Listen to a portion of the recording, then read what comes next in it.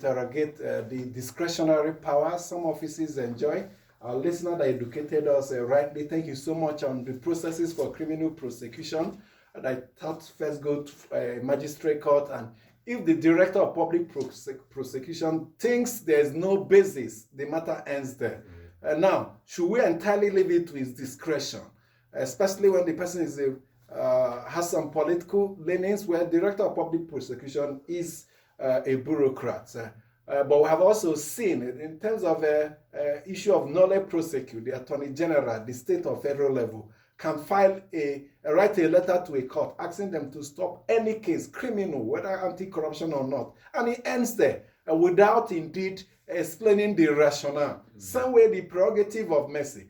Governors are busy pardoning prisoners as part of the new year. Yes, the law empowers them to do so, but we should also insist at some point that they should explain why, the rationale for taking such decisions. Some persons are concerned that the way they are releasing these prisoners, are you sure they are not getting them ready to use as stocks for election because it's nearby? Yes, if you have that discretionary power to stop or release or do, you must explain. There should be an addendum to some amendment to the law insisting that you offer explanation as to why. And just like a citizen can go to court insisting on order of mandamus to compel the police or the attorney general to start a criminal prosecution against some persons, but most of the time they will tell you there is no locus. You're an interloper. You don't have any business in this matter.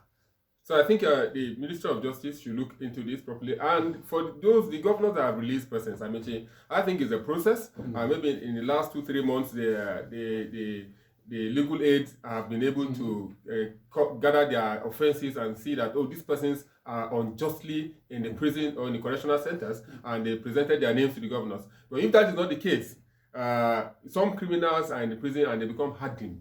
And when they come out, they don't care about life. So if that is not the case, that their offenses are not big enough for them to remain in prison, and they are coming out as some, or they have served most of their term and are of good behavior. Yes, and some people have alleged that they are bringing them out to use as political talk. If that is the case, it's very unfortunate that... the governors could say that the president also used the powers when he released from prison two former governors who were convicted for corruption. So we should insist on the criteria. There should be set criteria. It shouldn't be open wide powers on the president or the governor. There should be criteria to indeed accept the borders of national security, prove in case of national security. But let's quickly weigh in on endorsements. They are coming, and expect more. You have a list of the endorsements that came yesterday. I was also looking at Otom.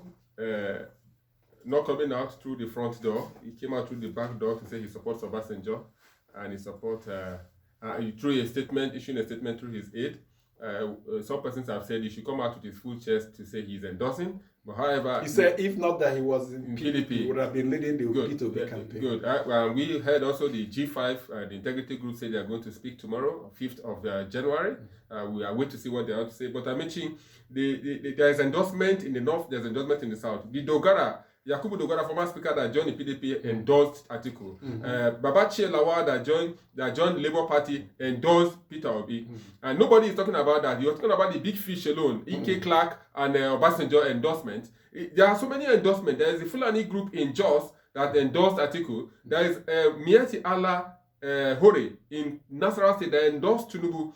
You have Tanko Yakase saying, dismissing the endorsement by Don Obasanjo. Obviously, you know where his direction is, Northern Elders Forum, and they've not been on the same track. No, they've been on parallel lines. Northern Elders Forum. I think it belongs to another group. Okay, thank you, Yakasai. Yes. But he's an elder statesman from the north who is saying that Obasanjo's endorsement of Obi does not carry weight. But we have said before, in next 2 days, INEC will reopen collection of PVCs in the world level. Go and obtain your PVC and endorse your candidate. You have a right to endorse your candidate. It's one man. That's the ultimate endorsement. Yes. So Obasanjo has clout, no doubt. And I've seen PDP persons congratulating him, but you've heard a comment from the APC camp saying that Obasanjo's endorsement of Peter Obi has further punctured the powers of PDP going forward in the election, that it has given more powers to APC because the belief is that Labour Party is an offshoot of PDP, ABGA is an offshoot of PDP, NNPP is an offshoot of PDP. So with the endorsement of this other third force or fourth force, as we may call it, is more power for the APC standing alone. So expect more of these endorsements in the days and weeks to come, and when we hear it, we'll share it with you. Thank you so much for joining us today. We'll return tomorrow with another edition. Have a good time.